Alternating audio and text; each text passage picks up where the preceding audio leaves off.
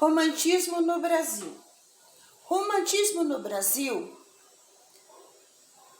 foi um importante movimento artístico do século XIX com representantes brasileiros da prosa e da poesia, podendo se dividir em 3 gerações. O romantismo foi um dos principais movimentos da arte do século XIX e no Brasil teve como marco inicial a publicação da obra Suspiros Poéticos e Saudades de Gonçalves de Magalhães, em 1836.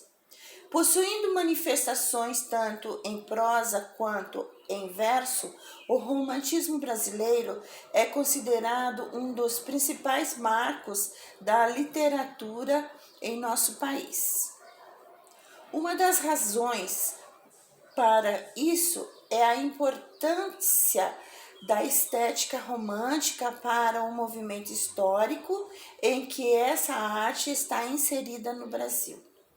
A chegada da família real e a classificação do território nacional, deixando de ser uma colônia de exploração e doravante, passando a intitular-se Reino Unido de Portugal.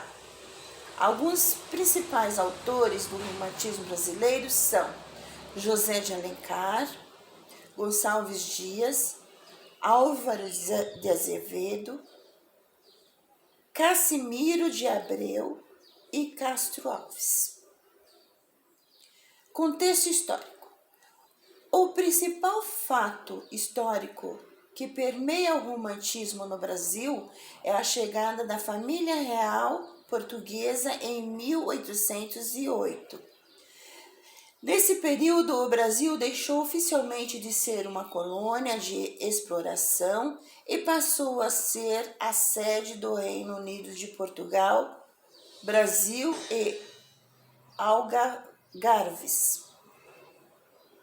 Com isso, uma série de modernizações começou a ocorrer no país. Algumas das principais delas são criação da imprensa, construção do Museu Nacional, que foi incendiado em 2018, fundação do Banco do Brasil, decreto de abertura dos portos às nações amigas, criação do Ministério da Marinha, das Relações Exteriores e do Tesouro Nacional, assim como a fundação da Casa de Suplicação do Brasil, atual Supremo Tribunal de Justiça. Características do romantismo. Romantismo é um movimento artístico que representa a burguesia no século XVIII e XIX, ou seja, o movimento é o de uma produção da nova elite da sociedade que havia superado os regimes absolutistas em diversos países. Por conta disso, os ideais dessa burguesia são aqueles presentes nas obras românticas. Alguns deles são o egocentrismo, o culto ao eu, o indivíduo como centro da existência, o nacionalismo, exaltação da natureza enquanto cúmplice do sujeito, idealização do herói, do amor e da mulher, fuga da realidade por meio da morte, do sonho, da loucura ou da arte. Para além dessas características gerais, vale ressaltar que as manifestações da poesia e da prosa dentro do romantismo tiveram cada uma suas particularidades, conforme vou explicar.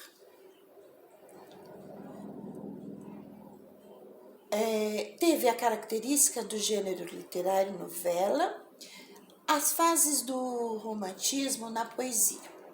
A poesia romântica brasileira, para ser mais bem compreendida, pode ser dividida entre 3 grupos de gerações, que abarcam os indianistas, os ultrarromânticos e os condoreiros. Indianistas, primeira geração romântica, tiveram como principal expoente o poema Gonçalves Dias. Os poetas indianistas foram os mais nacionalistas entre os românticos em seus poemas, como célebre Juca-Pirama. Nota-se a exaltação da natureza nacional e a construção do índio como herói brasileiro. Meu canto de morte, guerreiros ouvi, sou filho das selvas, nas selvas cresci, guerreiros descendo, da tribo Tupi, da tribo pujante, que agora anda errante, por fado inconstante, guerreiro nasci. Sou bravo, sou forte, sou filho do norte, meu canto de morte, guerreiros ouvi. Essa é um trecho de Juca-Pirama Gonçalves Dias. Ultrarromânticos, segunda geração romântica, também conhecida como Byroniana, ou é marcada pelo sentimentalismo acentuado, pessimismo e a fuga da realidade pela morte, pelo sonho, pela loucura ou pela arte. Os principais representantes desse grupo foram Álvares de Azevedo e Cassimiro de Abreu.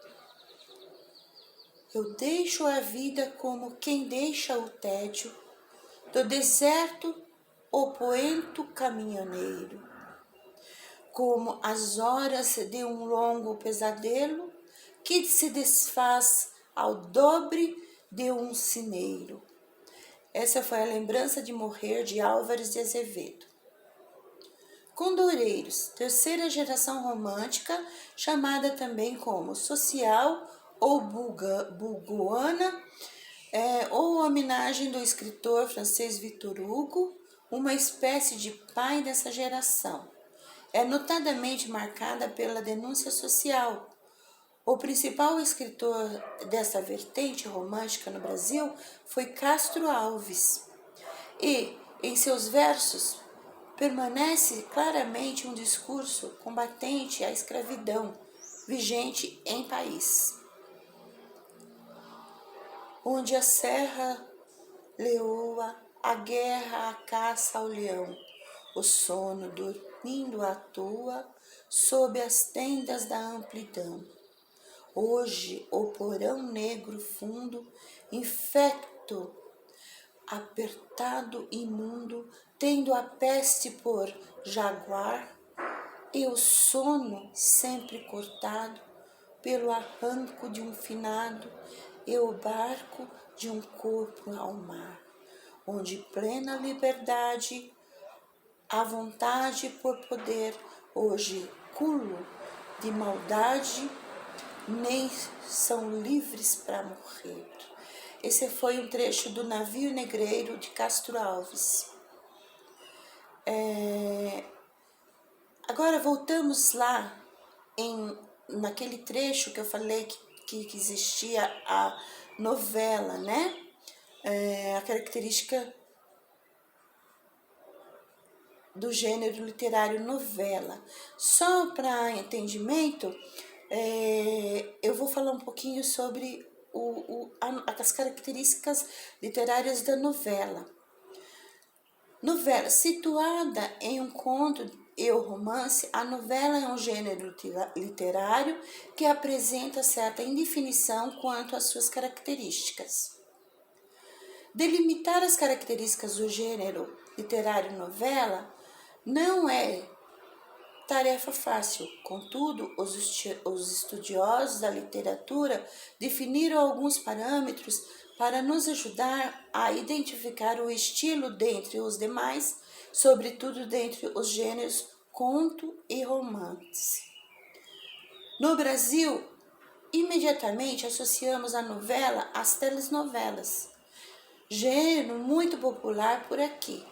A associação não está absolutamente incorreta, visto a imprecisão na definição das margens do gênero. A novela difere do conto por apresentar uma narrativa mais extensa, assim como difere do romance por ser menor. Mas, afinal, quais os tipos de relatos podem ser caracterizados como uma novela?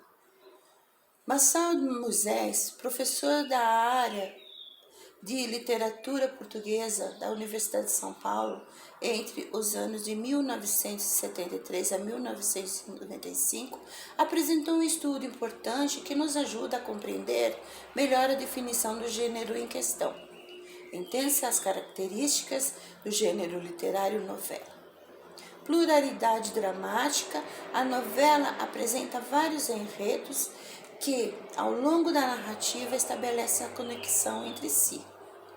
Sucessivamente, o enredo é desenvolvido de maneira sequencial, sendo que, em determinados momentos da narrativa, alguns recursos que quebrem essa sucessividade de acontecimento pode ser empregado: o tempo e o espaço.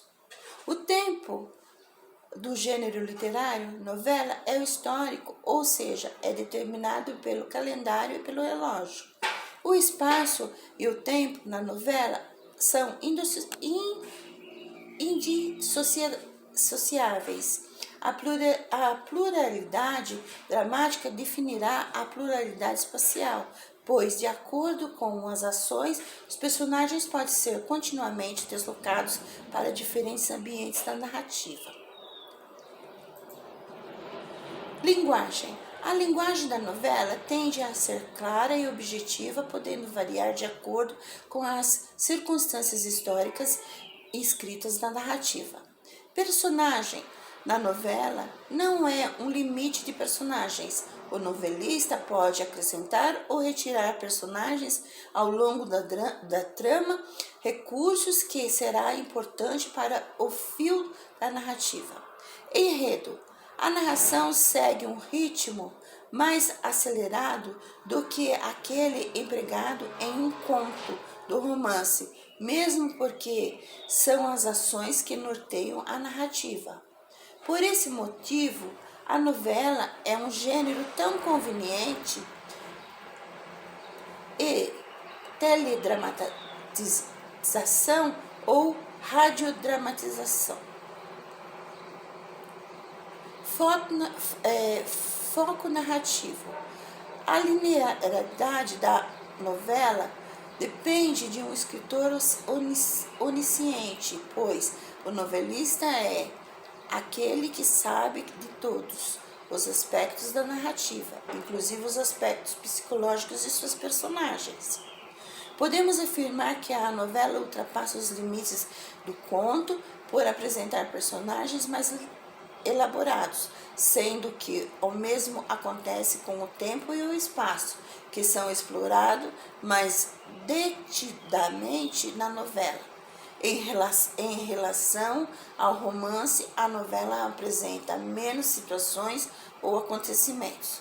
No Brasil, são considerados novelas os livros O Alienista, de Machado de Assis, A Morte e a Morte de Quincas Berro d'Água, de Jorge Amado, Vidas Secas de Graciliano Ramos, entre outras narrativas cujos enredos desenvolvem-se em um limiar de 100 e 200 páginas.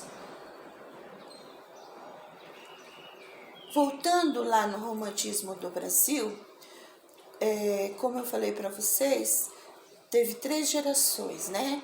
E depois nós podemos falar também sobre a prosa. A prosa, o romantismo no Brasil coincide com a chegada no país da imprensa.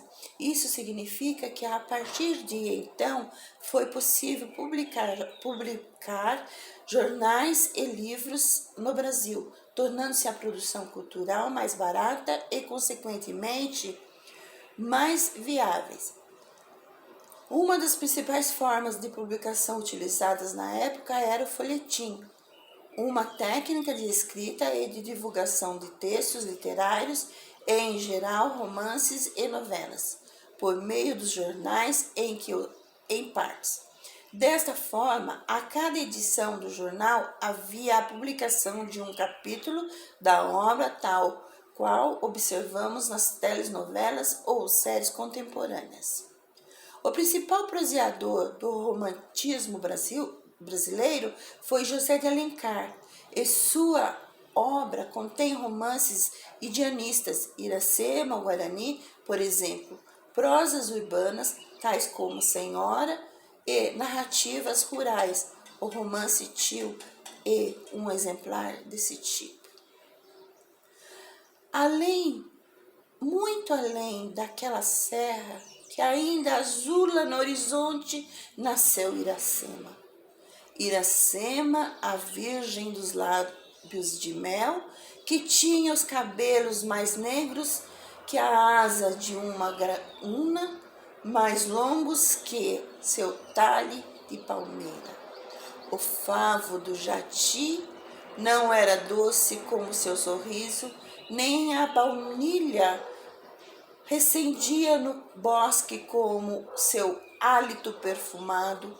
Mais rápida que a corça selvagem, a morena virgem corria o sertão e as metas do Ipu, onde campeava sua guerreira tribo da grande nação tabajara, o pega Ragicil e nu, mal roçando, alisava apenas a verde pelúcia que vestia a terra como as primeiras águas.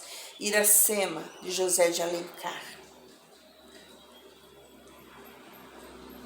Autores e obras a seguir são autores romantismos brasileiros e suas respectivas obras. Gonçalves Dias, Segundos Cantos, 1848, Últimos Cantos, 1851, Os Timbiras, 1857, Cantos, 1857. Álvares de Azevedo, Lira dos 20 anos, 1853, Noite de Taverna, 1855. Cassimiro de Abreu, Primaveras, 1859. Castro Alves, Espuma Flutuante, 1870.